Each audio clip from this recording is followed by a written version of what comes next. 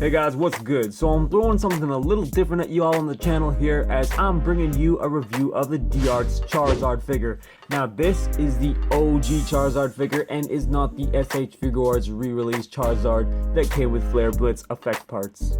Alright, so first things first is the box. Now, as many of you know, I'm not a huge fan of going over the boxes with like the DBZ Figuarts and such because, you know, we've all seen them time after time and they've been talked to death about already. But I did just want to throw a nod towards the coolness put into this packaging on this Charizard Figuarts box here. I really like the window packaging showcasing the figure inside as well as the monochromatic Pokemon itself throughout various places on the box. Now, just like many other Figuarts packages we see today, we have the back of the box presenting the figure in a variety of poses and showing you what's included with the figure as well.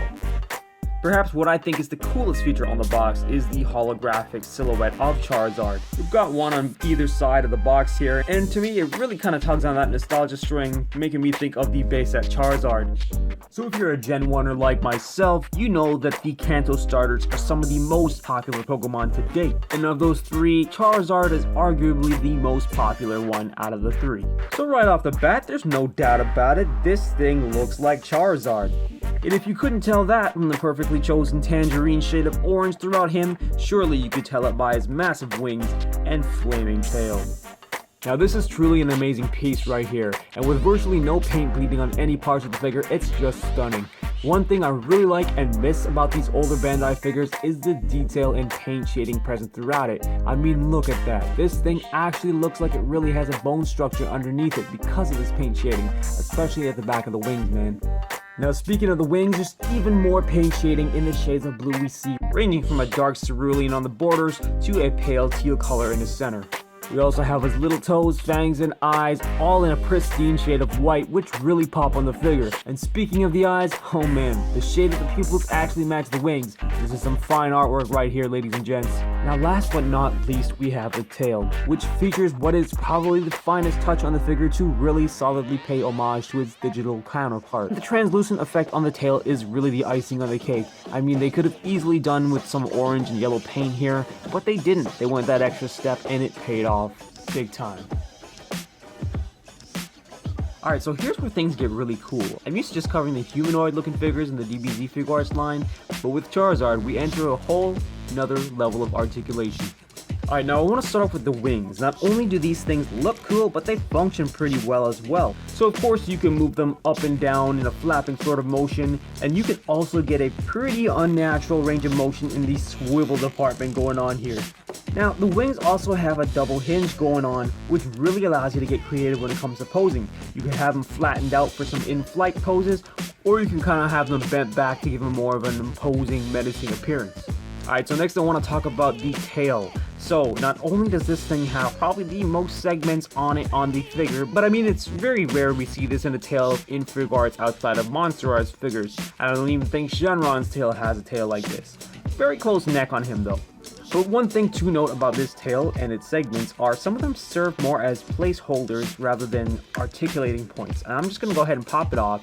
You see there's a huge ball joint and that's what's holding the tail in place.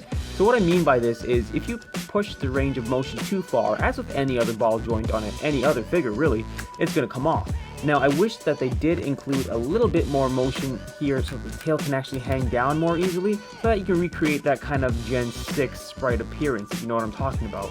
And my one gripe, as you can see here with the tail, is that the tip falls off so easily, which is it's very unfortunate because I mean chances are when you're posing Charizard around you want this flame to be visible, and if it's gonna fall off half the time it's just a huge headache. Alright, so back to the front again, you can see that Charizard's neck has three main parts here. We've got the little hinge up at the top and two segments supporting that hinge at the bottom, and you get a pretty good range of motion out of it. I will say this is probably one of my favorite parts to pose and mess around with Charizard because Charizard's head and eyes give him the most character obviously out of any other of his body parts. Now going back to the head, obviously we do have some articulation with the mouth. It can open. Now unlike the most recent Charizard release from SH Figuarts, this tongue can only achieve a side-to-side swivel, sort of like a panting dog kind of look. It does not have the ability to go up or down. You can pop it out, it does so very easily if you do try to flick it up or down, but other than that we don't really see much else going on with the articulation in the head.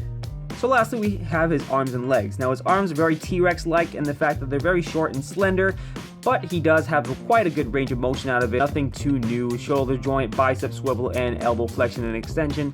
There's really not too much with the wrist. You can get a little bit of flexion and extension, but not as much as a humanoid figure, obviously. Now with the legs, they're a little stubbier than the arms, obviously, but you can move them.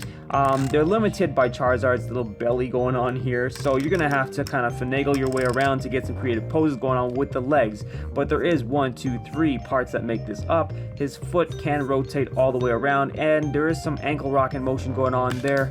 And again, this middle part is more of a placeholder. It doesn't really function as a point of articulation. Okay, so as I mentioned, this original release does not come with as many accessories as the SH Figuarts re-release, as this is all you pretty much get with this Charizard. You get your stand, and one really cool thing about the stand is the print of the Pokeball. Seldom do we actually get stands that come with DBZ Figuarts, and when we do, they're never this size unless you're a Broly. So next up is the one flame translucent effect part that we do get, and I really love it. I mean, like, they could have easily just went with paint again here, but they made this nice and translucent so that light could filter through it, which really brings it a nice flaming, glowing, ember-esque appearance. And I mean, when you have this thing lined up perfectly with Charizard's mouth, it makes for a hell of a display. So all in all, I think this figure is spectacular, and I'm really glad I picked it up when I did, as he's incredibly hard to find aside from maybe the most recent SH Figuarts re-release. And I feel like if you're a fan of Pokemon, especially if you grew up with Red and Blue like myself, this is a must-have for your collection. I wish Bandai released more of these figures with more Pokemon like Machamp, Gengar, Alakazam and company, but I mean, they've recently released Team Rocket and Ash, so the line isn't completely dead. There is hope. So I want to know, do you have this Charizard? Do you have the re-release? Would you ever pick him up? Let me know down below, and you know what I always say, may the best of your todays be the worst of your tomorrows. Peace.